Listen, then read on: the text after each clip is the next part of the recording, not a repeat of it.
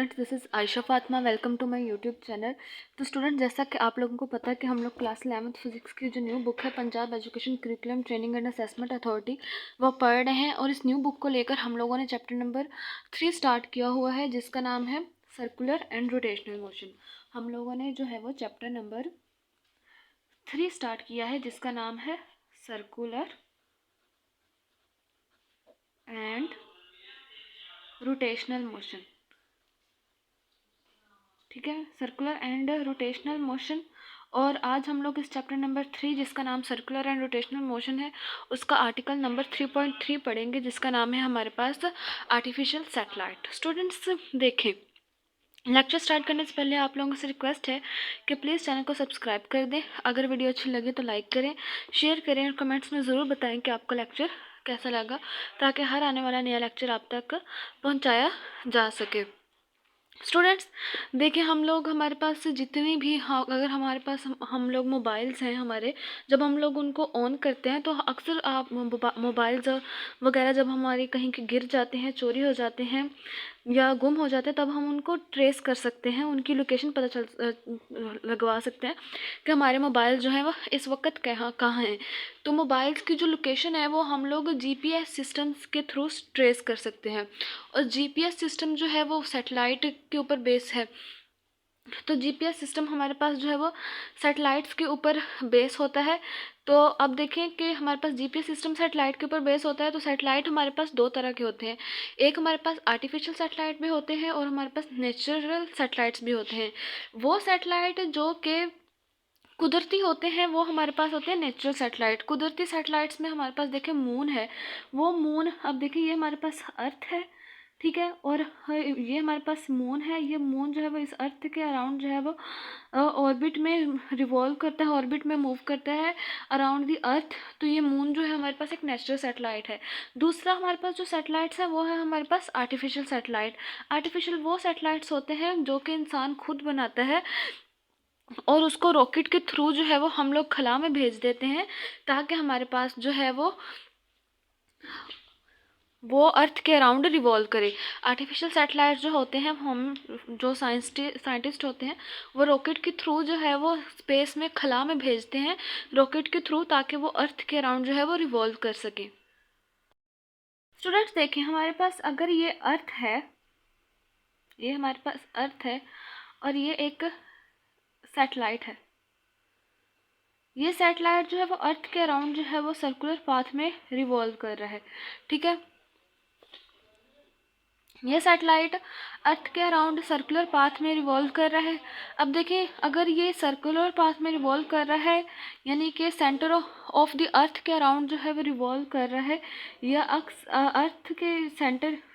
Axis के around जो है वो रोटेट कर रहा है, इसका मतलब है कि ये जो सैटेलाइट है इसकी कुछ ना कुछ जो है वो सेंट्रीपिटल फोर्स भी होगी इस सैटेलाइट की, जिस सेंट्रीपिटल फोर्स की वजह से ये अर्थ के अराउंड मूव कर रहा है। स्टूडेंट्स देखें, आप कंसीडर करें कि हमारे पास ये एक अर्थ है, ठीक है। ये हमारे पास अर्थ तो वैसे पूरे यूनिवर्स में एक ही है। तो ये हमारे पास अर्थ है और ये जो सैटेलाइट जो कि इसके इर्द गिर्द जो है वो रिवॉल्व कर रहा है, ये इस अर्थ के बहुत ज़्यादा करीब है। ये सैटेलाइट अर्थ के इतना ज़्यादा करीब है कि इस अर्थ का और ये जो सैटेलाइट है उसका जो रेडियस है वो आर है, यानी कि हमारे पास वो सैटेलाइट अर्थ के अराउंड जो है वो इतनी ज़्यादा क्लोज मूव कर रहा है कि उनका रेडियस जो है वो आर है। अब देखिए, ये सैटेलाइट जो है वो अर्थ के अराउंड रिमूव कर रहा है और यह सैटेलाइट जो है वो अर्थ के बहुत ज़्यादा करीब है। ये सैटेलाइट जो है वो अर्थ के बहुत ज़्यादा करीब है। अब देखिए, इस सैटेलाइट में ये सैटेलाइट जो है वो इसके ऊपर जो है वो ग्रेविटेशनल फोर्स लग रही है। वो ग्रेविटेशनल फोर्स कौन लगा रहा है? ये अर्थ लगा रही है, यानी कि ये ग्रेविटेशनल फोर्स जो है वो, ये अर्थ की जो ग्रेविटेशनल फोर्स है वो सैटेलाइट के ऊपर लग रही है, जिसकी वजह से ये सैटेलाइट जो है वो अर्थ के अराउंड जो है वो मूव कर रहा है। और इस सैटेलाइट का जो वेट है वो इसकी ग्रेविटेशनल फोर्स के इक्वल होगा। हम लोगों ने पहले भी पढ़ा था कि अगर किसी भी बॉडी का जो वेट है वो उस ग्रेविटेशनल फोर्स के इक्वल होता है जो कि उसके ऊपर लग रही होती है। तो यहाँ पर ये जो सैटेलाइट होगा इसका जो वेट होगा वो उस ग्रेविटेशनल फोर्स की इक्वल ही होगा, या फोर्स ऑफ ग्रेविटी की इक्वल होगा जो कि इसके ऊपर लग रही है। अब देखें, ये जो अर्थ है ये इसके ऊपर सैटेलाइट के ऊपर फोर्स ऑफ ग्रेविटी या ग्रेविटेशनल फोर्स लगा रही है, और ये जिसकी वजह से देखें कि ये सैटेलाइट जो है वो अर्थ के अराउंड मूव कर रहा है। अगर इस सैटेलाइट में और अर्थ में ये जो ग्रेविटेशनल फोर्स की वजह से जो अट्रैक्शन है वो ना होती, तो क्या ये सैटेलाइट जो है वो अर्थ के अराउंड फिर एक सर्कुलर पाथ में मूव कर सकता? इसका कमेंट्स में आंसर ज़रूर बताइएगा कि अगर हम लोग ग्रेविटेशनल फोर्स को ख़त्म कर दें, यानी कि जो सैटेलाइट है और अर्थ के दरमियान में जो फोर्स ऑफ ग्रेविटी की वजह से जो अट्रैक्शन है अगर वो ख़त्म हो जाए, तो क्या ये सैटेलाइट जो है वो सर्कुलर पाथ में रोटेट कर सकेगा? तो स्टूडेंट्स, ये जो अर्थ है ये हमारे पास सैटेलाइट का जो है वो फोर्स ऑफ ग्रेविटी प्रोवाइड करती है, जिसकी वजह से ये सर्कुलर पाथ में जो है वो रोटेट करता है। और सर्कुलर पाथ में रोटेट जब करता है तब देखिए तो इसकी कोई ना कोई सेंट्रीपिटल फोर्स भी होगी, तो वो सेंट्रीपिटल फोर्स कौन सी फोर्स प्रोवाइड करेगी? इस ये जो अर्थ है और ये जो सैटेलाइट है इसके दरमियान में जो ग्रेविटेशनल फोर्स है यही हमें एक सेंट्रीपिटल फोर्स भी प्रोवाइड करेगी। ठीक है स्टूडेंट्स, हमें पता है कि जो इस सैटेलाइट का जो वेट है, इस सैटेलाइट का वेट उतना ही होगा जितनी फोर्स ऑफ ग्रेविटी इसके ऊपर एक्ट कर रही होगी, तो हमारे पास वेट जो है वो हमारे पास mg की इक्वल आ जाएगा। सेंट्रीपिटल फोर्स का भी पता है आपको कि सेंट्रीपिटल फोर्स जो होती है वो F is equal to mv²/r की इक्वल होती है। ये r हमारे पास कैपिटल R जो है वो रेडियस है इस अर्थ का और सैटेलाइट का, वो सैटेलाइट जो कि अर्थ के बहुत ज़्यादा करीब है। तो ये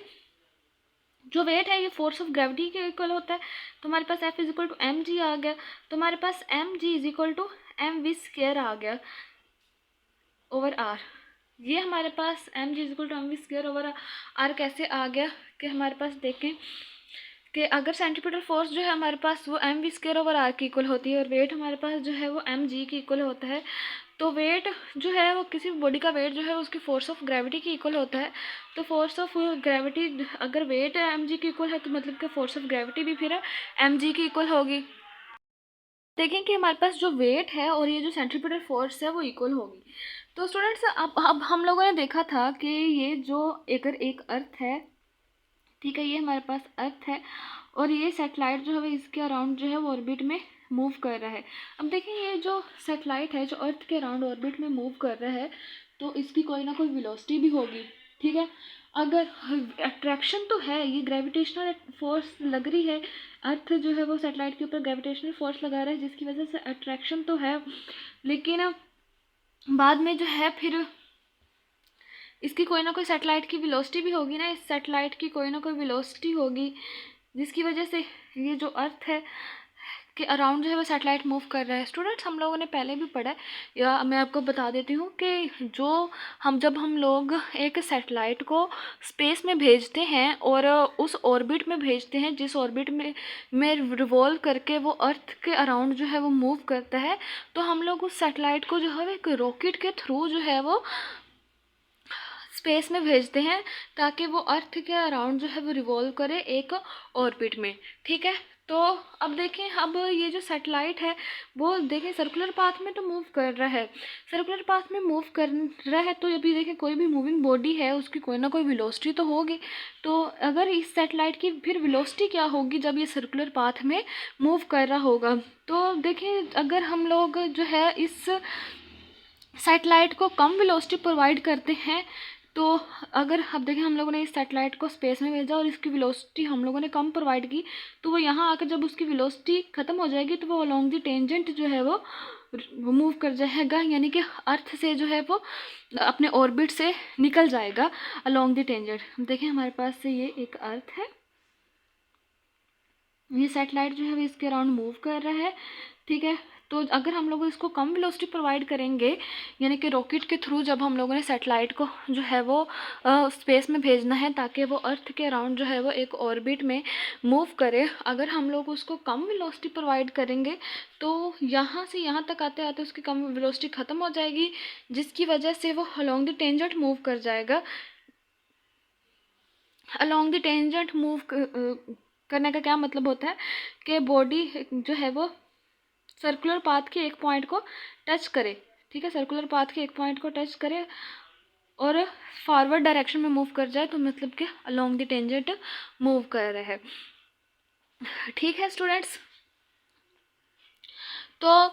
अब देखिए जब हम लोगों ने रॉकेट के थ्रू जो है वो सैटेलाइट को स्पेस में भेजना है, तो वहाँ पर जब हम लोग उसको कम वेलोसिटी देंगे तो वो तो अलोंग द टेंजेंट जो है वो ऑर्बिट में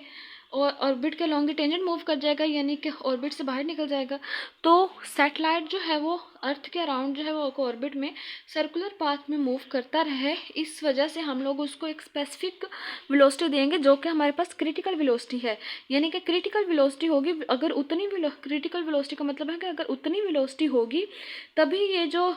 हमारे पास सैटेलाइट है ये अर्थ के अराउंड जो है वो ऑर्बिट में मूव करता रहेगा। अगर वेलोसिटी उससे कम हुई या ज़्यादा हुई तो ये सैटेलाइट जो है वो ऑर्बिट से बाहर निकल जाएगा, फिर ये अर्थ के अराउंड जो है वो एक सर्कुलर पाथ में मूव नहीं कर पाएगा और फिर हमारे पास जो सैटेलाइट है वो स्पेस में मेंटेन नहीं होगा। ऑर्बिटल वेलोसिटी क्रिटिकल वेलोसिटी की वजह से ही बहुत से सैटेलाइट्स जो हैं वो अर्थ के अराउंड जो है ऑर्बिट में मूव नहीं कर पाते, जिसकी वजह से साइंटिस्ट की जो कोशिशें हैं वो नाकाम हो जाती हैं। तो वेलोसिटी का बहुत ख़ास ख्याल रखना पड़ेगा कि जब हम लोग एक रॉकेट के थ्रू जो है सैटेलाइट को स्पेस में भेजते हैं ताकि वो अर्थ के अराउंड जो है एक ऑर्बिट में मूव करे, तो उसकी जो वेलोसिटी हो वो क्रिटिकल वेलोसिटी हो, यानी कि वो उसी वेलोसिटी के साथ जो है वो अर्थ के अराउंड मूव करता रहे और ऑर्बिट से बाहर ना जाए। आर्टिफिशियल सैटेलाइट की अगर हम लोग बात करें तो आर्टिफिशियल सैटेलाइट कौन से होते हैं? आर्टिफिशियल सैटेलाइट्स जो होते हैं आर मैन मेड ऑब्जेक्ट्स होते हैं that orbit around the earth, यानी कि जिस तरह हमारे पास मून एक नेचुरल सैटेलाइट है, इसी तरह आर्टिफिशियल सैटेलाइट्स होते हैं वो वाले ऑब्जेक्ट्स होते हैं जो आर मैन मेड, जो कि इंसानों ने बनाए होते हैं या ह्यूमन बींग्स ने बनाए होते हैं, दैट ऑर्बिट अराउंड द अर्थ, जो कि अर्थ के अराउंड जो है वो ऑर्बिट में मूव करते हैं। या अब देखिए हमारे पास जिस तरह ये अर्थ है और ये हमारे पास एक मून है सैटेलाइट, तो ये जो मून है वो अर्थ के अराउंड ऑर्बिट में जो है मूव करता है, और इस तरह हमारे पास जो अर्थ है वो सन के अराउंड जो है, देखिए हमारे पास ये अर्थ है और ये सन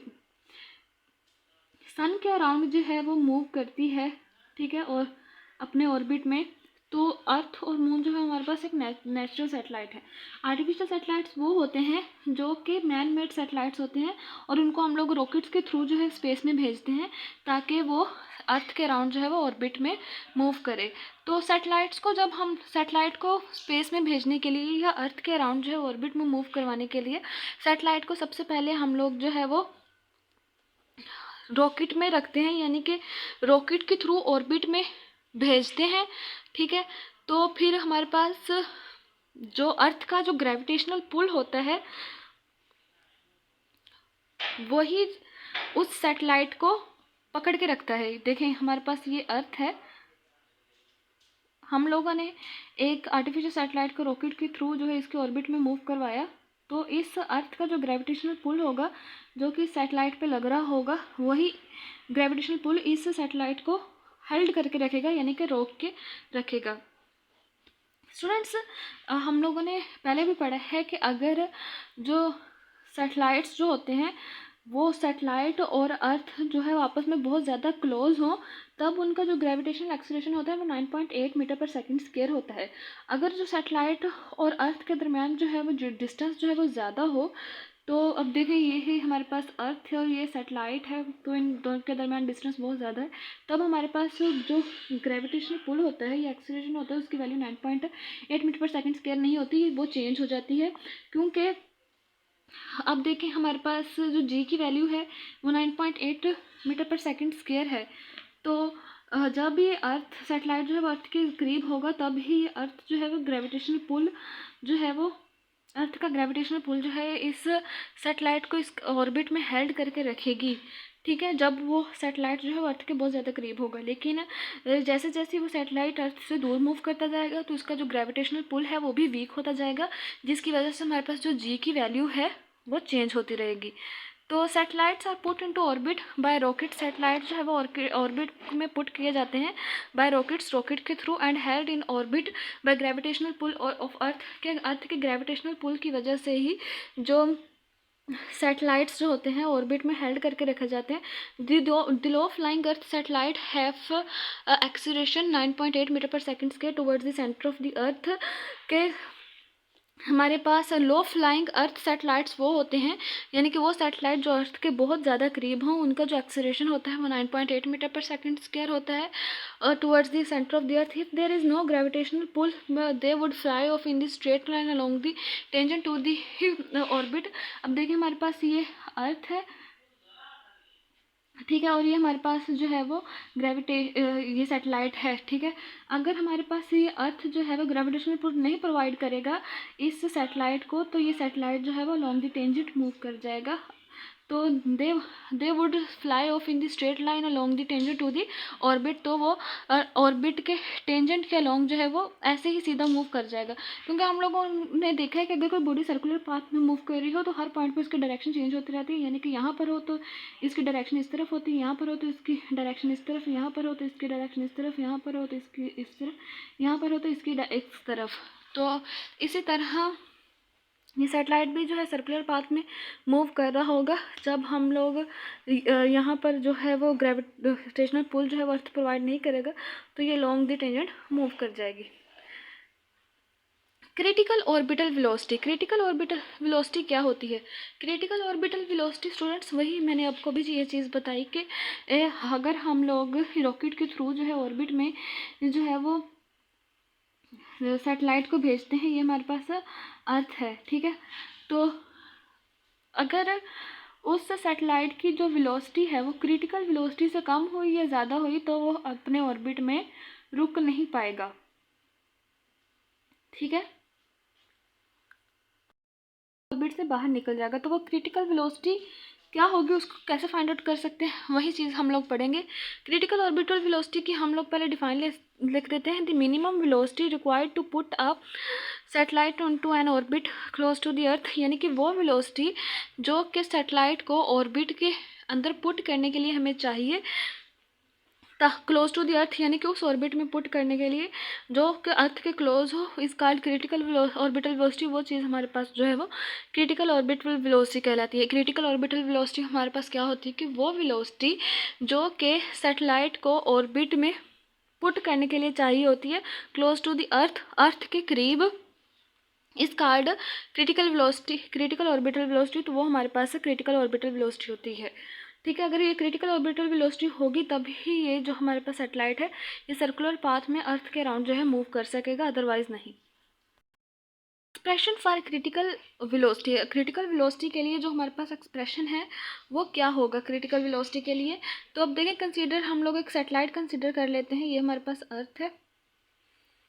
और ये हमारे पास एक सैटेलाइट है जिसका मैस m है और वेलोसिटी v के साथ मूव करता है, क्लोज टू द अर्थ है इन अ सर्कुलर रेडियस r, और एक सर्कुलर में मूव कर रहा है जिसका रेडियस r है. अब देखें यहाँ पर वर्ड आ गया क्लोज टू द अर्थ. तो क्लोज टू द अर्थ है तो जो अर्थ का रेडियस होगा वही सैटेलाइट का रेडियस होगा. अब देखिए ये अर्थ है और ये सैटेलाइट जो है वो इसके क्लोज मूव कर रहा है, तो इस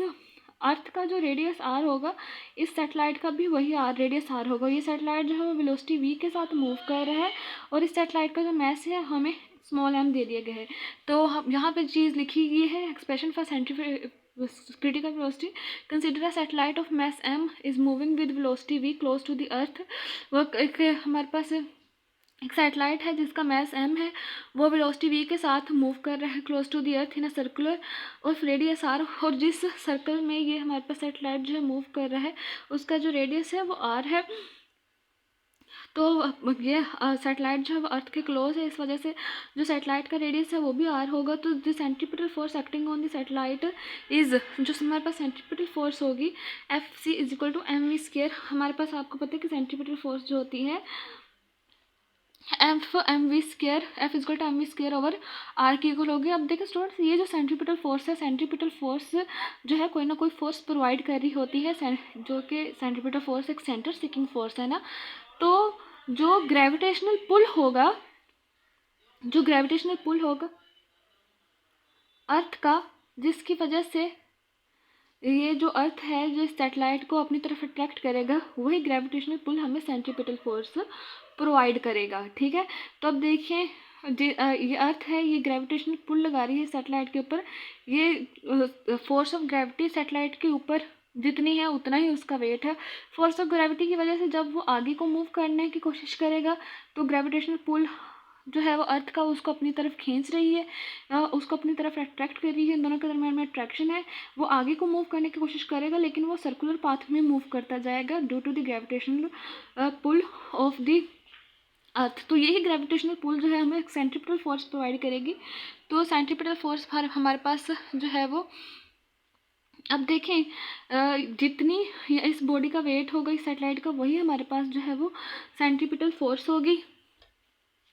यानी कि वही हमारे पास फोर्स ऑफ ग्रेविटी होगी जो कि अर्थ हमारे इसके ऊपर लगा रही है। तो अगर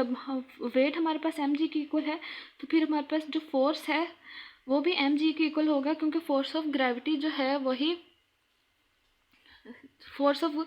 ग्रेविटी जो है वही उस बॉडी के वेट की इक्वल होती है। यानी कि जितनी फोर्स ऑफ ग्रेविटी लग रही होती है किसी भी बॉडी के ऊपर, उसका वेट इतना होता है, वेट इसको mg के इक्वल है, तो फोर्स ऑफ ग्रेविटी भी उसका mg की इक्वल होगी। सेंट्रीपिटल फोर्स जो सैटेलाइट के ऊपर एक्ट करती है वो हमारे पास F=mv²/r है। तो जो फोर्स,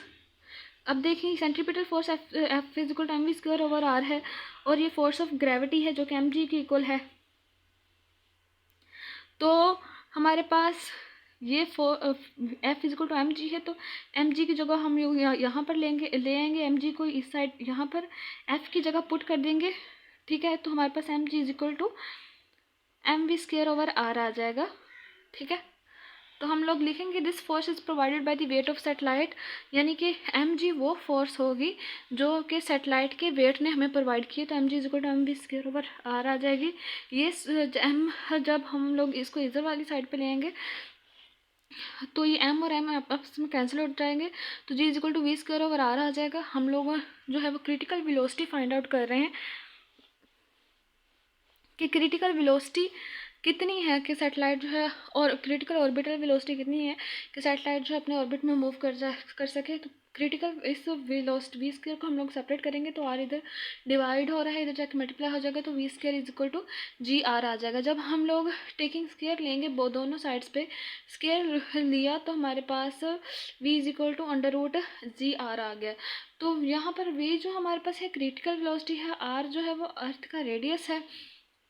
जी की वैल्यू आपको पता है कि 9.8 मीटर पर सेकंड स्क्वायर है। अर्थ के जो रेडियस की वैल्यू है वो हमारे पास जो है वो 6.4 × 10⁻⁶ मीटर है। तो जब हम लोगों ने जी की वैल्यू भी पुट कर दी, कि रेडियस की वैल्यू भी पुट कर दी, तो जी की वैल्यू भी पुट करेंगे, रेडियस की वैल्यू पुट करेंगे, तो हमारे पास ये जो इक्वेशन 1 है वो ये बन जाएगी, ठीक है। v=9.8 मीटर पर second square multiply by 6.4 multiply by 10⁻⁶ metre. जब हम लोगों ने इसको मल्टीप्लाई करवाया तो v जो हमारे पास है 7900 मीटर पर सेकंड आ गई। इसको जब हम लोगों ने साइंटिफिक नोटेशन में कन्वर्ट करवाया, साइंटिफिक नोटेशन में हम लोग उसको ऐसे कन्वर्ट करवाते हैं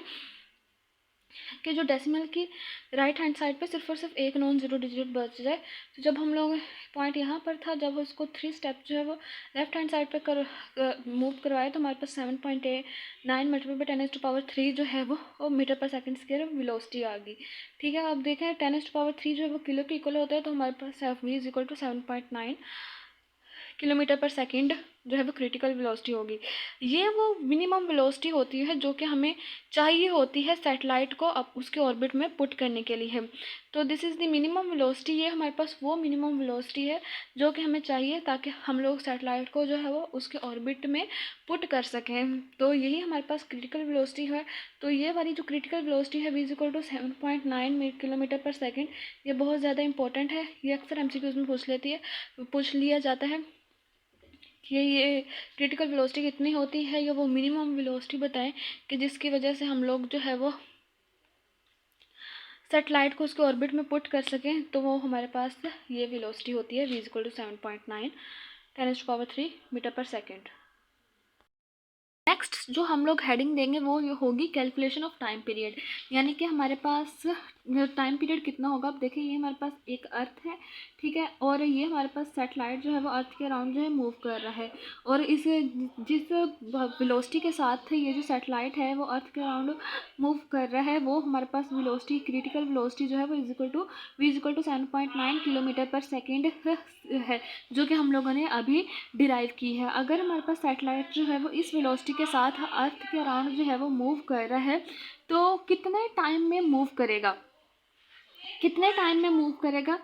ये सैटेलाइट जो है वो अर्थ के अराउंड कितने टाइम में मूव करेगा, तो वो टाइम हम लोग कैसे फाइंड आउट कर सकते हैं टाइम पीरियड को हम लोग कैसे फाइंड आउट करेंगे कि हमारे पास, अब देखिए ये सैटेलाइट जो है वो सर्कल के सरकमफ्रेंस के अलॉन्ग मूव कर रहा है। ये हमारे पास सर्कल का सरकमफ्रेंस है, ठीक है, ये हमारे पास सर्कल का सरकमफ्रेंस है और जितनी वेलोसिटी के साथ मूव कर रहा है सर्कल के सरकमफ्रेंस को हम लोग उसकी वेलोसिटी के साथ डिवाइड कर देंगे तो हमारे पास जो है वो टाइम पीरियड की कैलकुलेशन आ जाएगी। वो जो टाइम जो है वो इस सैटेलाइट को अर्थ के अराउंड जो है वो एक राउंड अर्थ के ऑर्बिट जो है एक राउंड कंप्लीट करने के लिए जो टाइम लगता है। तो स्टूडेंट सरकमफ्रेंस ऑफ सर्कल का जो फार्मूला होता है वो हमारे पास होता है 2πr। हम लोगों ने फ्रेंस ऑफ सर्कल का फार्मूला पढ़ा है 2πr, ठीक है, 2πr। तो फिर हमारे पास ये जो आर है वो रेडियस है अर्थ का और जो सैटेलाइट का, क्योंकि अर्थ और सैटेलाइट हम लोगों ने पढ़ा है कि वो दोनों आपस में बहुत ज़्यादा करीब हैं, इस वजह से जो अर्थ का रेडियस होगा वही हमारे पास सैटेलाइट का रेडियस होगा, क्योंकि सैटेलाइट जो है वो अर्थ के जो है वो क्लोज टू द अर्थ है और ऑर्बिट में मूव कर रही है। तो हमारे पास टी जो है वो सरकमफ्रेंस ऑफ सर्कल है और टी को वैल्यू टाइम पीरियड को फाइंड आउट करने का फार्मूला और वेलोसिटी ऑफ सैटेलाइट के ओवर वेलोसिटी ऑफ सैटेलाइट है। तो सरकमफ्रेंस ऑफ सर्कल का जो फार्मूला है हमारे पास है 2πr। तो सरकमफ्रेंस ऑफ सर्कल का जो फार्मूला जब हम लोगों ने पुट किया 2πr और वेलोसिटी ऑफ सैटेलाइट v आ गया तो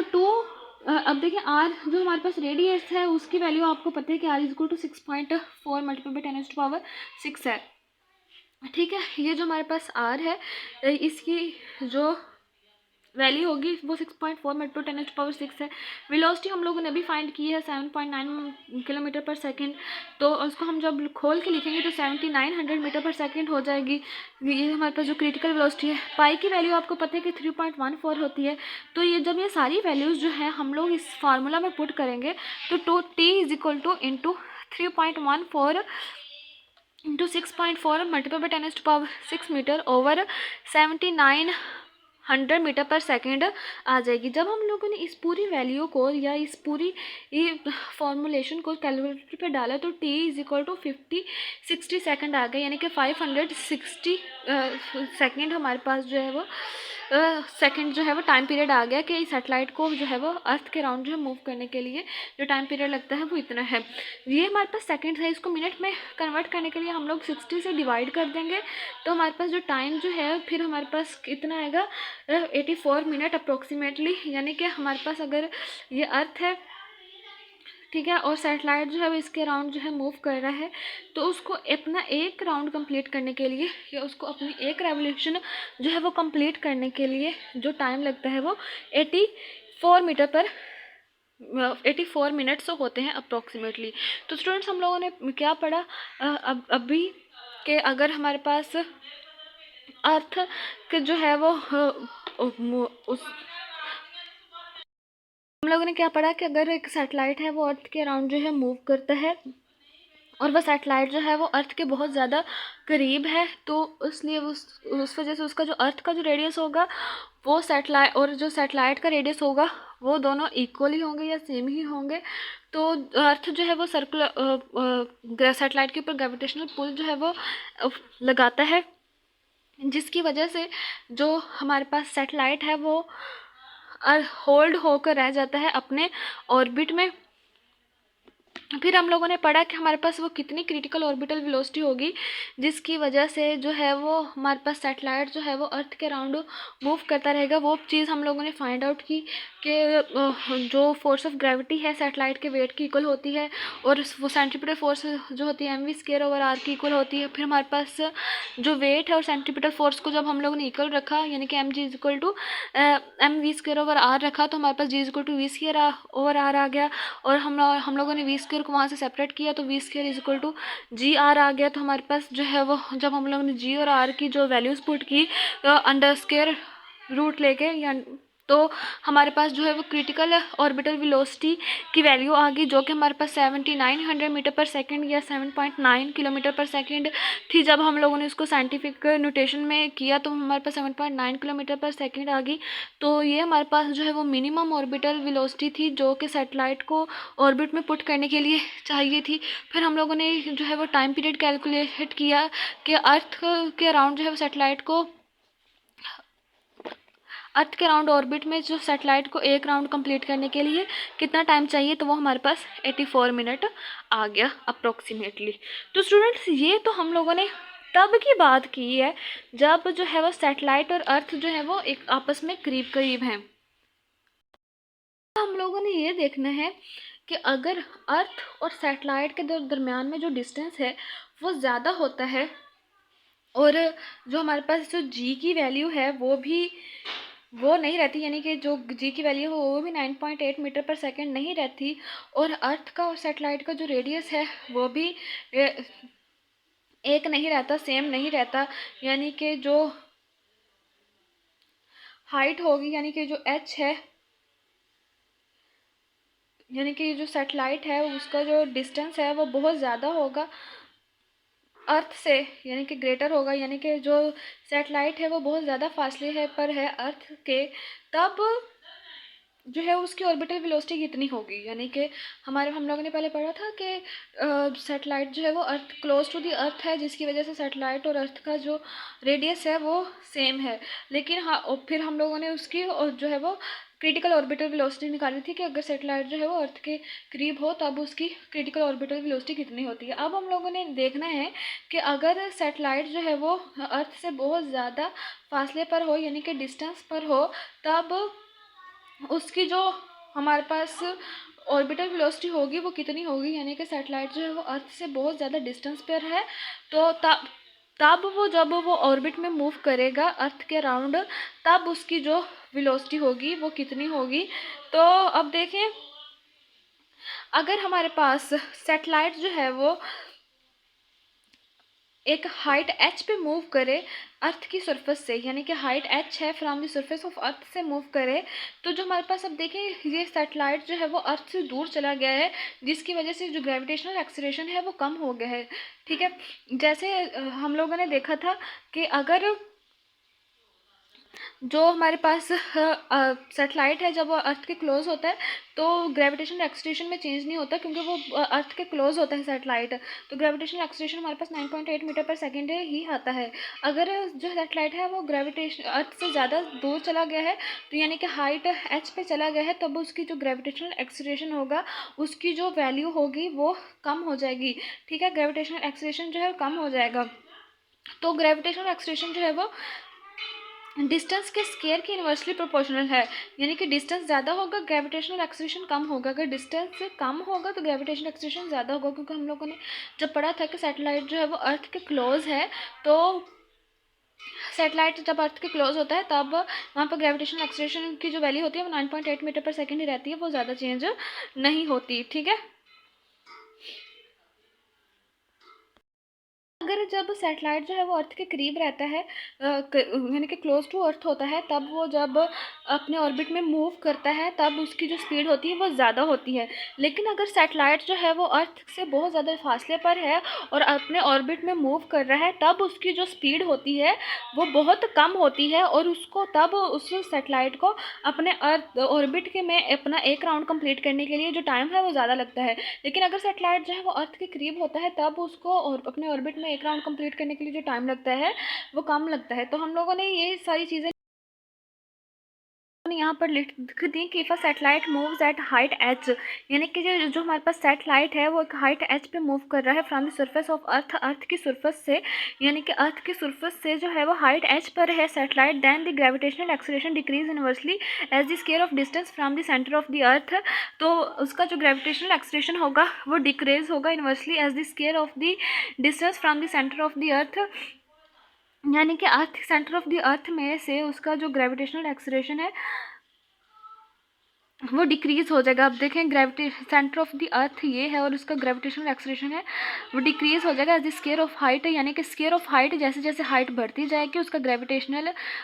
कम होता जाएगा जैसे सेंटर ऑफ द अर्थ के सेंटर से। The higher the satellite the lower will be the required speed, यानी कि अगर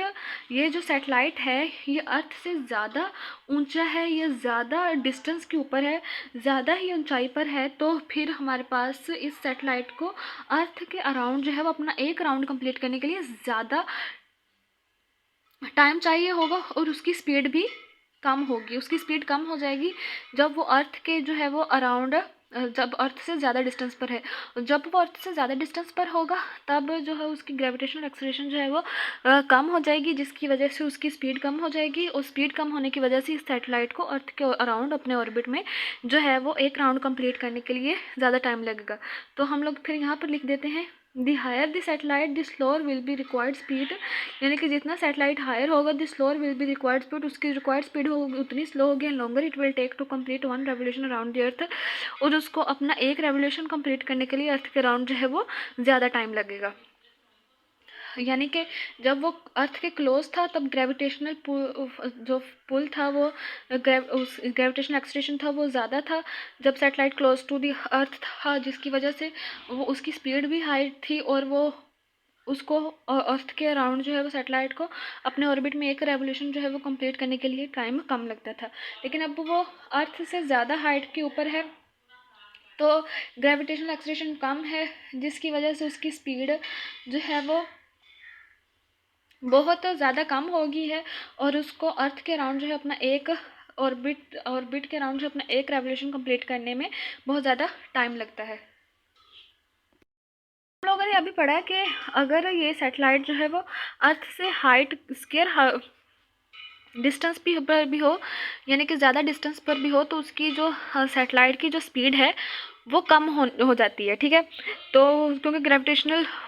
एक्सलेरेशन जो है वो कम हो जाता है तो वो सैटेलाइट की स्पीड कम हो जाती है और वो कम स्पीड के साथ ही अर्थ के अराउंड जो अपने ऑर्बिट में मूव करता है और जिसकी वजह से जो है उसको अर्थ के अराउंड जो है अपना एक रेवोल्यूशन कंप्लीट करने में भी टाइम कम लगता है। अब वो ऑर्बिटल वेलोसिटी जिस और के साथ ये सैटेलाइट जो है वो अर्थ से फासले पर रहकर जो है वो अर्थ के अराउंड मूव करता है, वो ऑर्बिटल वेलोसिटी कितनी होगी? उस ऑर्बिटल वेलोसिटी को हम लोग टेंजेंटियल वेलोसिटी भी कहेंगे, क्योंकि वो सैटेलाइट जो है वो अलोंग द टेंजेंट मूव कर रहा होगा ताकि वो ऑर्बिट में रह सके अराउंड दी अर्थ। ठीक है, तो वो चीज़ हम लोग देखते हैं। ऑर्बिटल वेलोसिटी हमारे पास क्या होगा? Orbital velocity is a tangential velocity to keep a satellite in orbit around the earth, यानी कि ऑर्बिटल वेलोसिटी जो है वो एक टेंजेंटियल वेलोसिटी होगी जो कि सैटेलाइट को ऑर्बिट में रखेगी अर्थ के अराउंड। ठीक है, तो वो ऑर्बिटल वेलोसिटी कितनी होगी? तो हम लोग देखते हैं एक्सप्रेशन फॉर ऑर्बिटल वेलोसिटी। अब देखें हमारे पास उन्होंने कहा है कि कंसिडर करें एक सैटेलाइट है जिसका मास m है और वो वेलोसिटी v के साथ, ऑर्बिटल वेलोसिटी उसकी v है जिसके साथ वो अर्थ के अराउंड मूव कर रहा है और अर्थ का मास जो है कैपिटल m है। अगर हमारे पास जो r है वो रेडियस होगा ऑर्बिट का जिसके अराउंड जो है वो सैटेलाइट मूव कर रहा है, then centripetal force is expressed as M S V square over R, यानी कि हमारे पास उन्होंने कहा है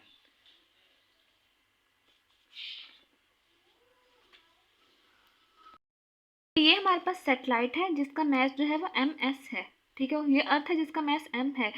और ये जो सैटेलाइट जो अर्थ से दूरी पर मूव कर रहा है उसका जो रेडियस है, जिस ऑर्बिट में मूव कर रहा है उस ऑर्बिट का रेडियस r है और जिस वेलोसिटी के साथ ये सैटेलाइट है जो है अर्थ से दूरी पर मूव कर रहा है उसकी सैटेलाइट की जो वेलोसिटी है वो v होगी। तो जब इस सैटेलाइट का मास जो है एम एस होगा, स्मॉल एम एस, और अर्थ का जो मास है कैपिटल एम होगा और जिस ऑर्बिट में वो मूव कर रहा है उसका रेडियस आर होगा, जिस वेलोसिटी के साथ ये सैटेलाइट मूव कर रहा है उसकी वेलोसिटी वी होगी। तो जो सेंट्रीपिटल फोर्स है हमारे पास F is equal to M S V square over R होगी, सॉरी आर।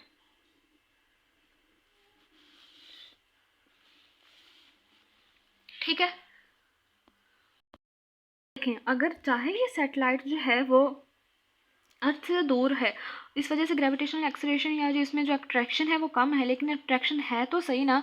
तो कम ही है लेकिन है तो सही ना। तो स्टूडेंट्स आप लोग, फिज़िक्स अक्सर हमें यही बताती है कि अगर दो बॉडीज़ एक दूसरे के करीब हैं तो उनके दरमियान में कोई ना कोई अट्रैक्शन होगी, यानी कि कोई ना कोई अट्रैक्टिंग फोर्सेस होंगी। अब देखें ये मेरी ये बुक है, ये रजिस्टर्ड पड़ा है, तो ये दोनों बॉडीज़ अगर पड़ी हैं एक दूसरे के पास पास पड़ी हैं तो इनके दरमियान में कोई ना कोई अट्रैक्टिंग फोर्स ज़रूर होगी, ठीक है। तो यही अट्रैक्टिंग फोर्स, वो वाली अट्रैक्टिंग फोर्स जो कि दो बॉडीज़ के दरमियान में होती हैं, उसका जो फार्मूला होता है वो, यानी कि वो अट्रैक्टिंग फोर्स डायरेक्टली प्रोपोर्शनल होती है m1 यानी कि पहली बॉडी का मास, फिर m2 दूसरी बॉडी का मास, और r रेडियस के, यानी कि वो डायरेक्टली प्रोपोर्शनल होती है उन दोनों बॉडीज़ के मैसेज के, और इन्वर्सल प्रोपोर्शनल होती है रेडियस के, वो अट्रैक्टिंग फोर्स, ठीक है। तो हमारे पास ये, जब हम लोग इस डायरेक्टली प्रोपोर्शनलिटी को ख़त्म करते हैं तो हमारे पास F is equal to G m1 m2 by r बन जाएगा। अब देखिए हमारे पास एक बॉडी है जो कि अर्थ है, और उसका मास जो है ms है, हमारे पास पहली बॉडी m1 जो है, दूसरी बॉडी हमारे पास m2 है जो कि है, सॉरी, हमारे पास जो m1 बॉडी है वो है सैटेलाइट है जिसका मास ms है, दूसरी बॉडी हमारे पास m2 है जो कि अर्थ है जिसका मास m है। तो हमारे पास F is equal to g by r आ गया। देखा कि जो फोर्स ऑफ अट्रैक्शन है दो बॉडीज़ के दरमियान, उसका फार्मूला होता है F इज डायरेक्टली प्रोपोर्शनल जो है m1 पहली बॉडी का मास, m2 दूसरी बॉडी का मास, और r रेडियस। तो F जो है वो इज इक्वल टू, हमारे पास जब हम लोग इस प्रोपोर्शनलिटी कॉन्स्टेंट को ख़त्म करेंगे तो हमारे पास g आ जाएगा। m1 जो है वो पहली बॉडी का मास है, यानी कि सैटेलाइट का मास आ गया ms, m2 जो है वो सेकंड दूसरी बॉडी का मास है यानी कि कैपिटल M आ गया, और ये हमारे पास जो है r रेडियस आ गया। अब देखें ये जो अट्रैक्टिंग फोर्स है, ये फोर्स ऑफ अट्रैक्शन जो होती है सैटेलाइट की और अर्थ के दरमियान में, ये जो अट्रैक्टिंग फोर्स होगी यही हमें gravitational force, sorry centripetal force भी प्रोवाइड करेगी, यानी कि अर्थ के दरमियान और ये सैटेलाइट के दरमियान जो हमारे पास अट्रैक्टिंग फोर्सेस हैं यही हमारे सेंट्रीपिटल फोर्स प्रोवाइड करेंगी, जिसकी वजह से सैटेलाइट जो है वो अर्थ के अराउंड जो है वो मूव करेगा। तो हमारे पास फिर हम सेंट्रीपिटल फोर्स क्या होंगी, जब सैटेलाइट का मास जो है मास होगा वो वेलोसिटी v के साथ मूव करेगा रेडियस r के साथ, तो वो इसकी सेंट्रीपिटल फोर्स होगी। जब ये सेंट्रीपिटल फोर्स जो है वो अट्रैक्टिंग फोर्सेस या फोर्स ऑफ अट्रैक्शन प्रोवाइड करती है, जो कि हमारे पास F is equal to G M S m over r आ गई, तो सेंट्रीपिटल फोर्स और अट्रैक्टिंग फोर्स जो है फोर्स ऑफ अट्रैक्शन एक दूसरे के इक्वल आ जाएंगी। तो हम लोग लिख सकते हैं this force is provided by the force of attraction between the earth and satellite. So फिर हमारे पास G M S m over r square, sorry यहाँ पर r स्क्वायर था, ठीक है, और ms जो है v स्क्वायर ओवर r। फिर हमारे पास जब ms जो यहाँ पे मल्टीप्लाई और इधर आके डिवाइड हो जाएगा, यानी कि हम लोगों ने ऑर्बिटल वेलोसिटी फाइंड आउट करनी है, तो ऑर्बिटल वेलोसिटी को v स्क्वायर को हम लोग सेपरेट करेंगे तो यहाँ पर ms ओवर r है, तो यहाँ इधर आके r ओवर ms बन जाएगा, ठीक है। फिर gm over r multiply by r, ये r ms ओवर r है तो इधर आकर r ओवर ms बन गया, ठीक है स्टूडेंट्स। तो जब ये ms और ms कैंसिल आउट हो गए हमारे पास, और ये हमारे पास r का स्क्वायर है, इसको हम लोग r मल्टीप्लाई बाय r लिख देंगे तो एक r इससे कैंसिल आउट हो जाएगा, तो v स्क्वायर जो कि ऑर्बिटल वेलोसिटी होगी हमारे पास gm ओवर r हो जाएगी। जब हम लोग स्क्वायर रूट लेंगे दोनों साइड्स पे तो v is equal to under root gm over r आ जाएगा, ठीक है। तो स्टूडेंट्स हम लोगों ने क्या देखा, ये हमारे पास जो है वो ऑर्बिटल वेलोसिटी होगी, यानी कि सैटेलाइट जो है जब अर्थ से दूर होता है तो उसकी वेलोसिटी, ग्रेविटेशनल एक्सेलरेशन कम हो जाता है और उसकी जो वेलोसिटी होती है वो कम हो जाती है ऑर्बिटल वेलोसिटी, जिसकी वजह से उसको अपने ऑर्बिट के अराउंड जो है मूव करने में है टाइम जो है वो ज़्यादा लग जाता है। तो वो ऑर्बिटल वेलोसिटी हम लोगों ने निकाली v is equal to under root G M over R, ये इसको हम लोगों ने इक्वेशन 2 का नाम दे दिया गया। ये वो वाली वेलोसिटी होगी जब सैटेलाइट जो है वो अर्थ से बहुत ज़्यादा दूरी पर होगा, ठीक है, तो तब उसकी जो ऑर्बिटल वेलोसिटी होगी वो ये होगी। तो स्टूडेंट्स हम लोगों ने क्या पढ़ा आज के लेक्चर में कि अगर सैटेलाइट जो है वो